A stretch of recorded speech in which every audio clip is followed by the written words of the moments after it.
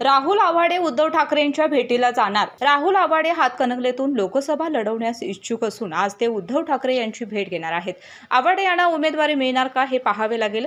यांच्या भेटीनंतर हातकणंगले मतदारसंघात नवीन समीकरण पाहावयास मिळणार आहे।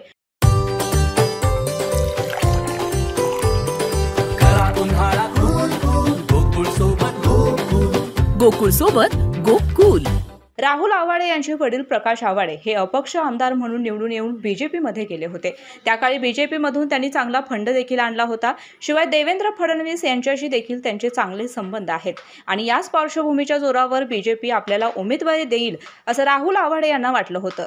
मात्र यामध्ये त्यांची निराशा झाली आणि महायुतीकडून धैर्यशील माने यांना उमेदवारी देण्यात आली। त्यानंतर नाराज झालेल्या राहुल आव्हाडे यांनी आपण निवडणूक लढवणार ही भूमिका घेतली आहे। आज ते उद्धव ठाकरे यांच्या भेटीत जाणार आहेत। त्यामुळे राहुल आव्हाडे आता महाविकास आघाडीतून निवडणूक लढवणार का हा प्रश्न आता निर्माण होतोय।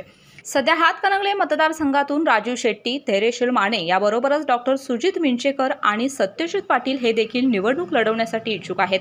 अशातच राहुल आव्हाडे यांना उमेदवारी मिळाली की हातकणंगले मतदारसंघातून एकूण 5 उमेदवारांची लढत पाहायला मिळणार आहे।